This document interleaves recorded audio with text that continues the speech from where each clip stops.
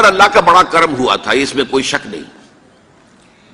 اس ملک میں 1974 میں جو فیصلہ ہوا قادیانیوں کے غیر مسلم اقلیت قرار پانے کا، وہ واقعہ یہ ہے کہ بہت ہی مبارک فیصلہ تھا۔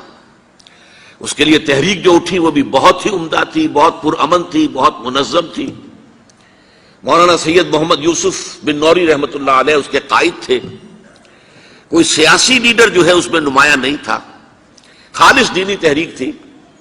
پھر اس وقت ہمارے ہاں حکمران ذوالفقار علی بھٹو، حالانکہ خالص سیکولر ذہن کا آدمی، اور قادیانیوں نے اسے سپورٹ کیا تھا 1970 کے الیکشن میں۔ قادیانی سمجھتے تھے وہ تو ہمارا اپنا آدمی ہے، لیکن اللہ تعالیٰ نے اس کے ہاتھوں لیکن بہترین طریقے سے، جس پر اعتراض کیا ہی نہیں جا سکتا، پارلیمنٹ کے ذریعے سے فیصلہ کرا۔ کوئی آرڈیننس نہیں تھا، کوئی حکم جو ہے، فرمان جو ہے وہ ایشو نہیں ہوا تھا، پارلیمنٹ کے ذریعے سے۔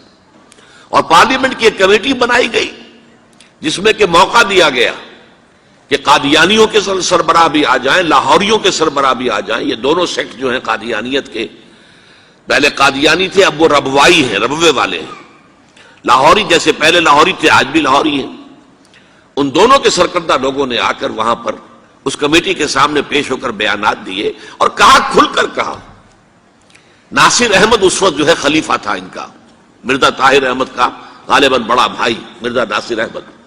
انہوں نے کہا ہم نبی مانتے ہیں، غلام احمد قادیانی کو ہم نبی مانتے ہیں، ڈنکے کی چوٹ کہا۔ لہذا اس کے بعد پارلیمنٹ نے فیصلہ کیا یہ غیر مسلم ہے، اور صحیح فیصلہ کیا۔ لیکن یہ فیصلہ ادھورا ہے، یہ بات آج میں پہلی مرتبہ کہہ رہا ہوں، اسے نوٹ کر لیجیے۔ قادیانیت کے فتنے کو کوئی گزند نہیں پہنچا ہے ان کے غیر مسلم قرار دیے جانے سے۔ وہ فتنہ جوں کا توں پنپ رہا ہے، جوں کا توں پھیل رہا ہے، جوں کا توں وہ اپنے سرطان کی جڑیں پھیلا رہا ہے ہمارے معاشرے میں۔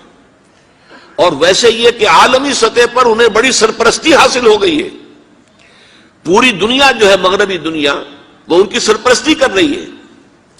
لیکن یہ کہ اندرون ملک بھی اس فتنے کا قلع قبا اگر ہو سکتا تھا تو صرف اس وقت جبکہ اس فیصلے کا جو قانونی اور منطقی تقاضا ہے وہ بھی پورا کیا جاتا، اور وہ یہ کہ مرتد کو قتل کی سزا دی جاتی ہے۔ اسلام میں مرتد کی سزا قتل ہے۔ وہی میں نے آپ سے عرض کیا، حضرت ابوبکر صدیق کے زمانے میں کیوں قتال کیا گیا، اور جتنے بھی لوگوں نے نبوت کے دعوے کیے انہیں کیوں قتل کیا گیا ہمیشہ اسلام کی تاریخ میں۔ لہذا مرتدین کی سزا، سزائے قتل جب تک نافذ نہیں ہوگی، اس فتنے کو کوئی گدن نہیں پہنچے گا۔ بلکہ وہ تو اپنے آپ کو مظلوم سمجھتے ہیں اور مظلوم کیسے سے پیش کرتے ہیں۔ اور ظاہر بات ہے کہ وہ سارے شاعر، چاہے آپ آرڈیننس نافذ کر لیں، لیکن ان کے جمعے کی نماز ہوتی ہے۔ یہ ٹھیک ہے کہ وہ مسجد کی شکل نہیں بنا سکتے، ماڈل ٹاؤن میں ایک بڑی کوٹھی کے اندر ان کا جمعہ ہوتا ہے، ان کی عیدیں علیحدہ ہوتی ہیں۔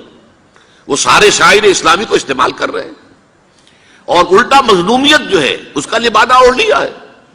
جیسے دنیا میں یہودیوں نے ہولوکوسٹ کی مظلومیت کا لبادہ اپنے اوپر اوڑھا ہوا ہے۔ ہم جو چاہے ظلم کر لیں نوع انسانی پر، ہمیں کوئی گدن نہیں پہنچا سکتا، اس لیے کہ ہم نے اتنا بڑا ظلم سہا تھا۔ ہولوکوسٹ ہمارے 60 لاکھ آدمی جرمنوں نے ختم کر دیے تھے، تو اب اگر 8-10 لاکھ مار دیں فلسطینی یا کوئی اور عرب یا اور مسلمان تو کون سی بڑی بات ہے۔ اسی طرح قادیانیوں نے مظلومیت کا لبادہ اوڑھا ہوا ہے، اور ان کو کوئی گدن نہیں پہنچا ہے جب تک کہ قتل مرتد کی سزا یہاں نافذ نہیں کی جائے گی۔ اس میں یہ ہونا چاہیے تھا کہ جس روز میں یہ فیصلہ ہوا ڈکلیئر ہو جاتا ساتھ ہی، اب تک کے جو قادیانی ہیں آج کے اس تاریخ سے فیصلے سے پہلے وہ تو اقلیت قرار پائیں گے، انہیں قتل نہیں کیا جائے گا۔ لیکن اس فیصلے کے نفاذ کے بعد جو شخص بھی قادیانیت اختیار کرے گا اس پر قتل مرتد کی سزا، اس کی حد جاری کی جائے گی۔